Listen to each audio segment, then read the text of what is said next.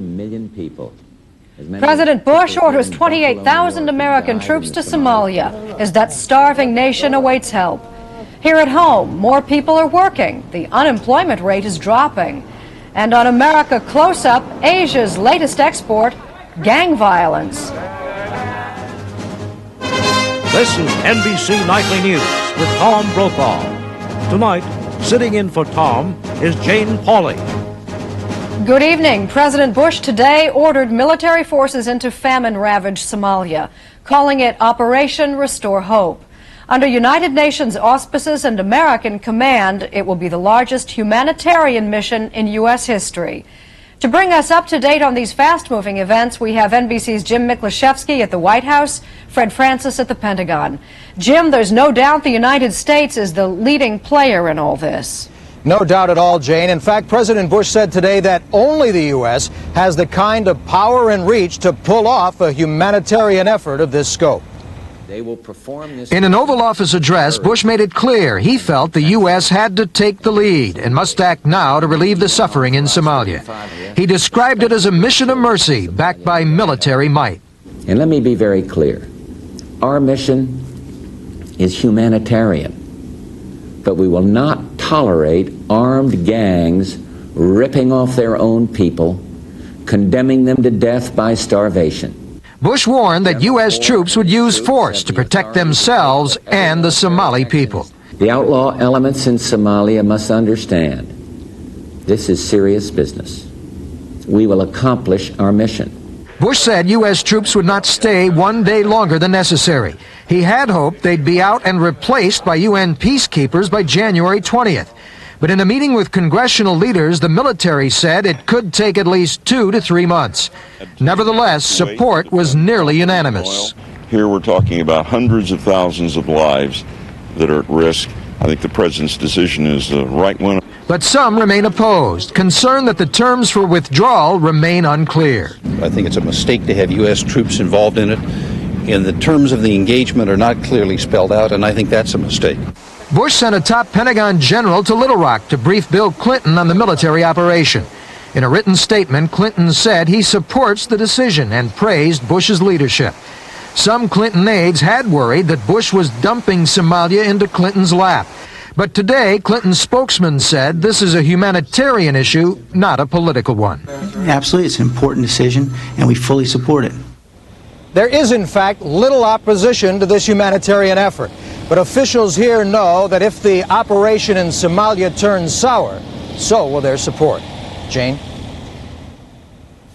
And thanks, Jim. Fred Francis is at the Pentagon. Fred, this largest American military operation since Desert Storm really puts the United States in the position of the world's policeman.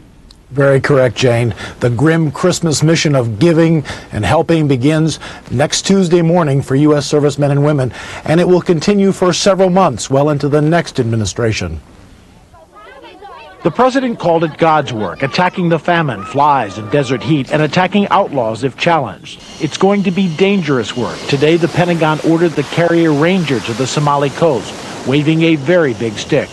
General Colin Powell warned Somali gunmen that U.S. forces will shoot first. We're just not going to ride shotgun, waiting for people to shoot at us and then shoot back. If we see areas where it would be dangerous for our troops to operate without doing something about the cause of the danger beforehand. Operation Restore Hope starts next week with U.S. Marines and helicopters taking over Mogadishu's airport, seaport, warehouses, and opening roads for convoys. The Marines will move inland to Badoa, secure the airfield there for the Army, then move south. The Army's 10th Division will fly in 10 days later and move north. Powell says the U.S. will dominate the whole country. It's sort of like the cavalry coming to the rescue, straightening things out for a while, and then letting the marshals come back in to keep things under control. The marshals, or UN peacekeepers, will inherit Somalia when the U.S. says it's safe. But Defense Secretary Cheney, dismissing a White House deadline of January 20th, said he won't be tied to a political calendar.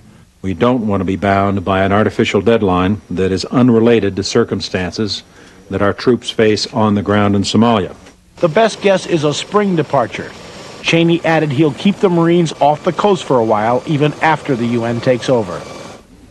And more than 1,000 U.S. troops will stay in Somalia to operate what the U.S. puts in place there after the bulk of the GIs go home. Jane? Well, thanks, Fred. For the moment, there is danger everywhere in Somalia, particularly in and around the capital, Mogadishu, where feuding warlords and armed bandits make chaos an everyday fact of life. At the city's airport today, a gun battle. NBC's Charles McLean in Somalia. The first wave of armed UN troops, about 500 Pakistani soldiers, have been in Somalia for more than 2 months. Today, they found themselves in a firefight with Somali gunmen. Several hours after these pictures were taken, the UN base at Mogadishu Airport was approached, charged, or assaulted, the details aren't clear, by several Somali militiamen. In an exchange of gunfire, one Somali was reported killed. The Somali capital is crawling with kids with guns. Teenagers mostly, armed with deadly assault rifles, leftovers from a civil war which left Somalia without a government. U.S. forces may find it difficult to restore order, especially here in Mogadishu. But most relief workers feel that the troops must establish some security in the capital, so food aid can flow freely to the famine belt in the south and west. A glimmer of the mast from an offshore U.S. warship was all some saw today of the U.S. troop deployment. But even before they've landed, some here are speculating about what will happen to Somalia when the U.S. troops ship out. When the Americans go, there might be a problem for the UN and as a result maybe for the relief agencies as well. While some aid workers may express misgivings, most Somalis we spoke with look forward to the arrival of the Americans. They hope the U.S. forces will find time to restore order and bring peace as they deliver food to the starving. Charles McLean, NBC News, Mogadishu, Somalia. More on Somalia in a moment, including what the American people are saying about this mission. And Garrick Utley will tell us how Somalia became the human tragedy that it is when Nightly News continues. Question.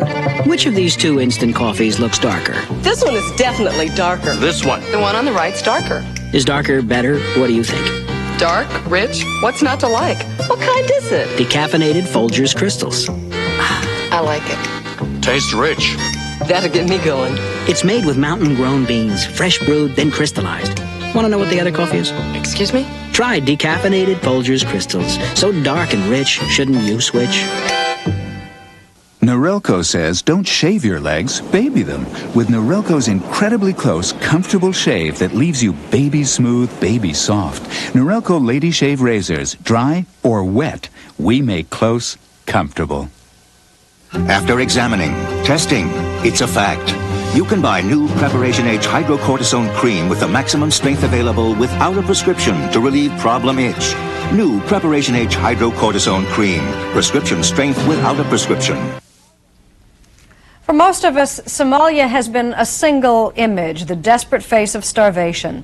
A faraway country, divided and devastated, almost a footnote to nearer global problems. Tonight, Somalia has moved to the top of the global agenda. Garrick Utley now on the history behind the suffering that got it there. Garrick? Jane, for years, people of the poor third world have asked what it would take to get the undivided attention and help of the richer nations of the world. The answer is Somalia today. About 6 million people live there, but that's only an estimate. The land has always been poor, but people survived. Now there is drought and civil war, and people die. Somalia is the story of a land exploited by Europeans when they ruled it, and then by its own leaders.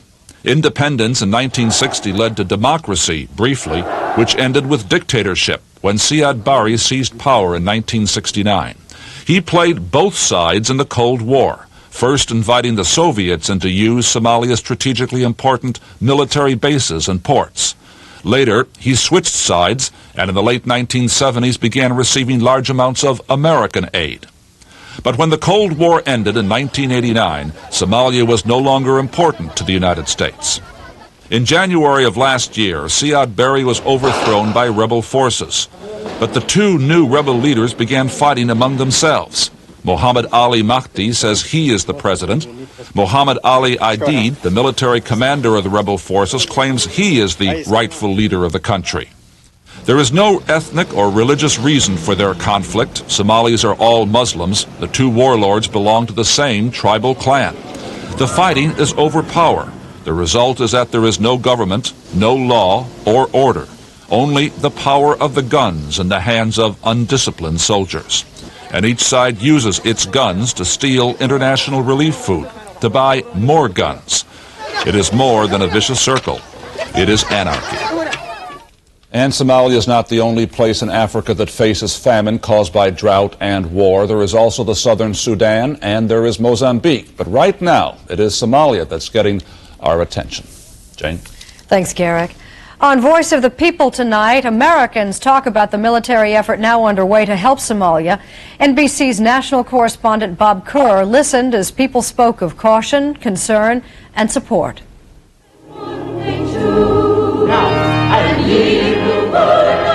When Oak Grove Methodist Church near Atlanta first raised money for Somalia, parishioners had no idea American troops would be needed to ensure that the aid got through. Now, as they rehearse Christmas carols, they believe it's the only way. I mean, the people are starving. And as fellow human beings and fellow Christians, it's our responsibility to get food in to starving people. Other efforts have failed. It's time for something to be done. I don't see that we can stay there forever and feed them. They're going to have to be able to do it for themselves. I think we have to make it very clear what the limitations of our role will be. Wherever we went today, there was general agreement that Somalia is a good cause for the U.S. military, and in Dallas, consensus that it's okay for U.S. troops to do humanitarian work. I like the idea of the U.S. military being able to go in and help and not have to destroy things. And I feel like that's what our role as a leader in the world should be. With the decrease in the Cold War and the way the situation is, we're going to have something to do with our troops. And an aid with something like that, I don't have a problem with it. At a Chicago firehouse, no one complained about the U.S. coming to the rescue, but there was concern about what some believe may happen next.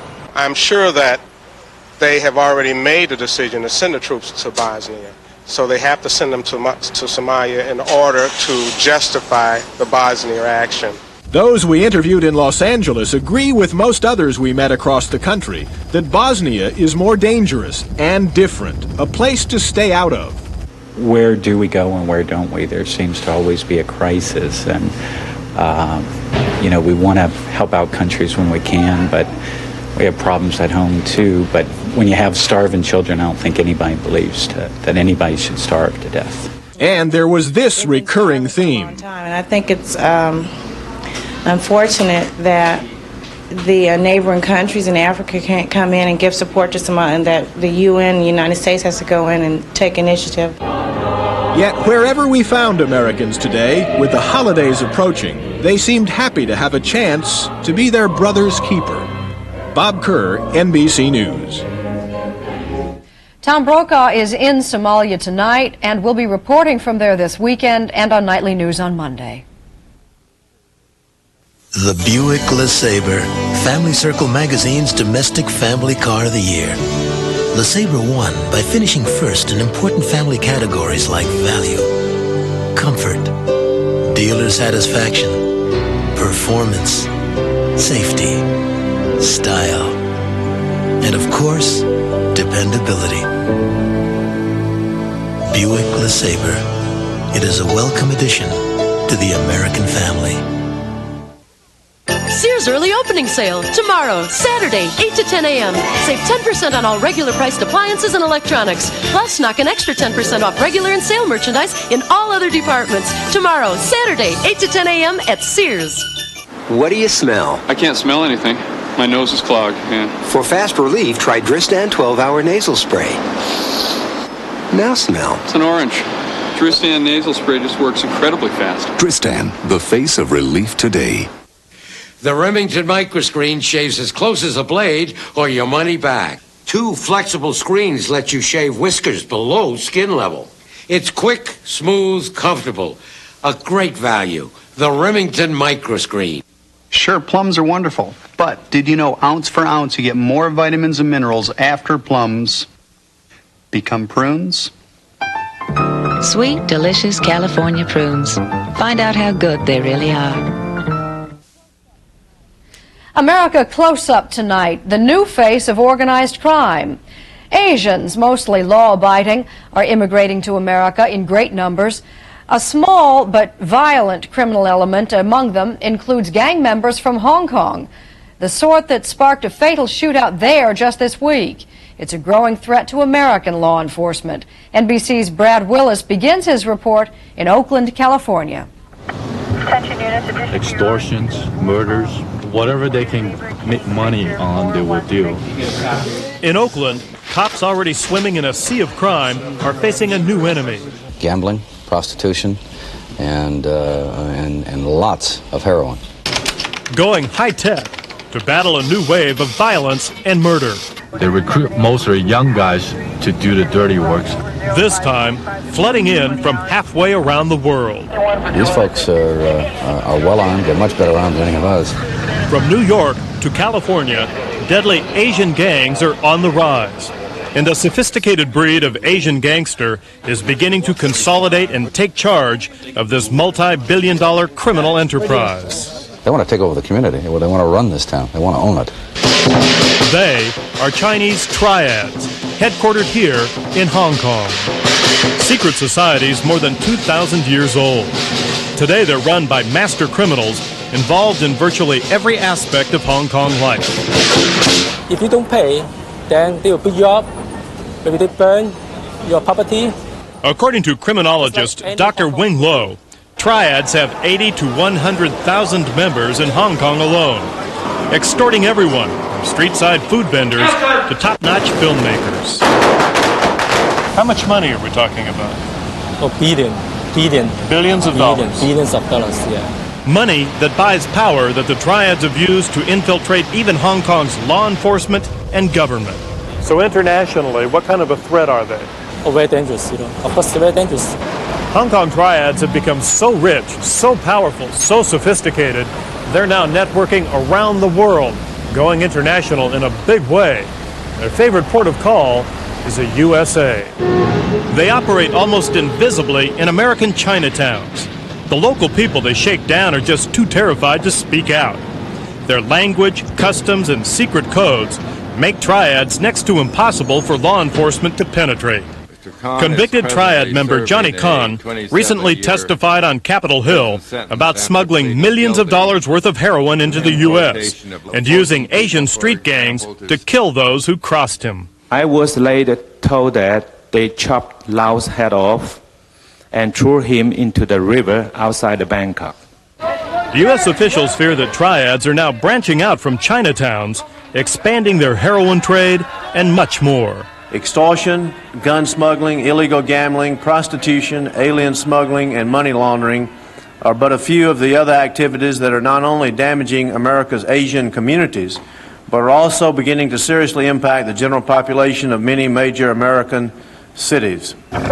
Even the cops admit, without a nationwide effort and more federal help, it's a war they can't win. We cannot do that just by ourselves. By the police alone, we will not achieve anything. Brad Willis, NBC News. In a moment, some good news on unemployment. This is the Oldsmobile Cutlass Supreme Special Edition. It's got a V6, 4-speed automatic, air, cruise control, and other neat stuff. It's also $4,000 less than a Honda Accord, $4,100 less than a Toyota Camry, and more than $5,000 less than that Nissan Maxima.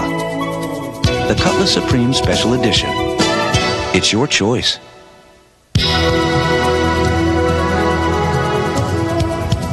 Oh yeah, we're gonna twist! Tater Twister, big surprise! Cuts and shapes, some curly fries!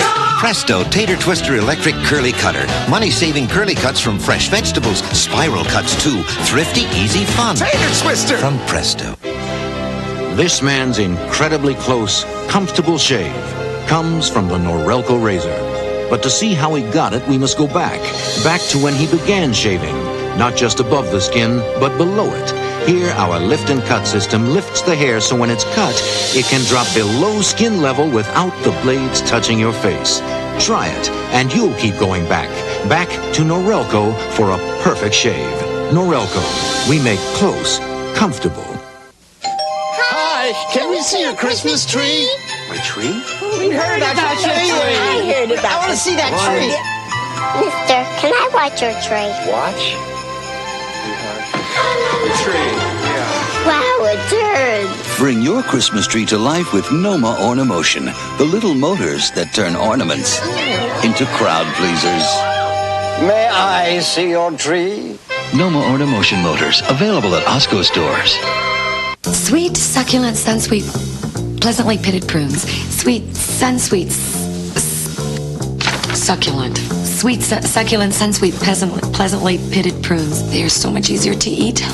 Can we try it again? Keep going. Now a quick check of some of today's other news. That wrecked Greek tanker off the coast of Spain. The fire is out, but millions of gallons of spilled oil now threaten fish, crucial to the region's economy. In Cambodia, after 3 days of captivity, 6 UN peacekeepers are released by Khmer Rouge guerrillas unharmed. The hostage-taking was the most serious incident yet involving the UN force there. Former President Reagan at Oxford University in England declared evil still stalks the planet and urged the UN to use military force as a humanitarian tool around the world. Here at home, a drop in unemployment in November to 7.2%. It's the 5th consecutive monthly decline in the jobless rate. A sign of hope for the economy, but not across the board.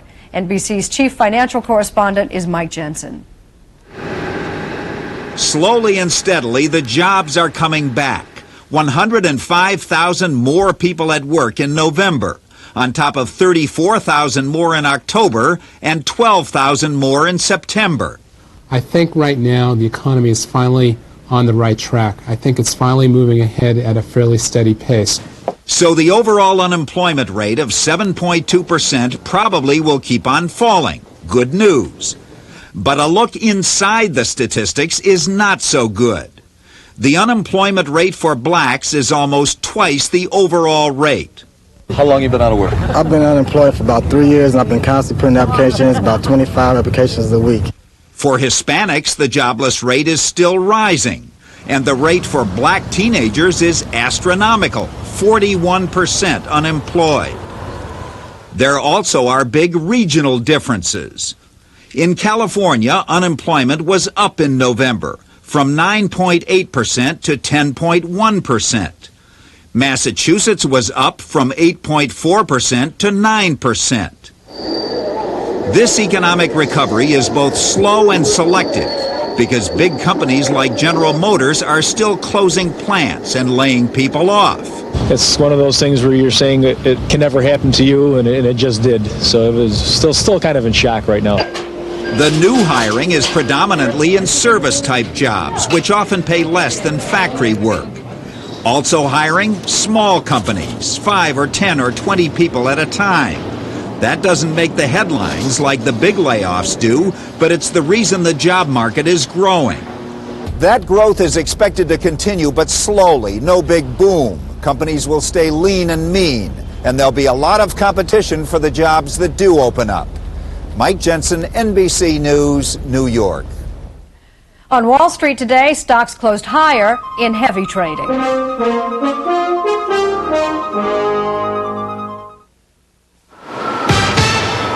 There's a reason more people go to Sears for a new battery. Can't believe I left my lights on. Only Sears has the Die Hard. Sears is so confident of Die Hard starting power, if you need a jump, Sears will do it absolutely free. Anytime, anywhere, even if you leave your lights on. Got stranded once, never again. Die Hard. You can count on me. More power when you need it most.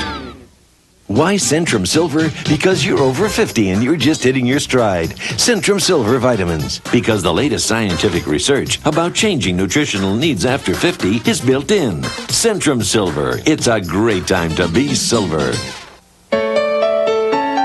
Isotoner offers as many styles and colors as there are ways to express yourself. Isotoner gloves. Make your own kind of music. I dreaded this visit to the doctor. I had stomach problems. You know, more chalky medicine to take. I mean, just getting it down is... But what my doctor told me about really blew my mind. New Mylanta gel caps. Introducing the antacid with absolutely no chalky taste. New Mylanta gel caps. Potent antacid relief now in an easy-to-swallow gel cap. New Mylanta gel caps. My doctor said Mylanta. These vegetables are about to be perfectly steamed, like food has never been steamed before, in the Black & Decker Handy Steamer. Because deliciously steamed food requires perfect timing. The Remington microscreen shaves as close as a blade or your money back. Remington has diamond-honed cutting edges and 2 flexible, ultra-thin screens that stretch the skin and lift whiskers to let you shave below skin level. That's Remington. 'Tis the season to see movies, and that impulse drove box office receipts to record-setting levels over the Thanksgiving weekend just past. At least for now, the tinsel in Tinseltown is made of gold. NBC's Diana Karicki reports. Home Alone 2, the #1 box office draw, helping Hollywood escape from what was shaping up to be a disappointing year. Yes! I like the way the robbers were chasing him and how he made them stop following them and how he got them to go to jail and stuff. Aladdin, #2 at the box office. I like the part where the rug and the monkey and Aladdin they go all over the place. Ironically, kids are the heroes at the box office, buying about 1/3 of the tickets to these blockbusters and helping to give Hollywood what could be its most profitable year ever. So here's our panel of experts and their favorite movies. I guess a love story. Adventures and mysteries. Well, I like comedy movies and action movies and pretty much everything. But making lots of money from family movies is nothing new.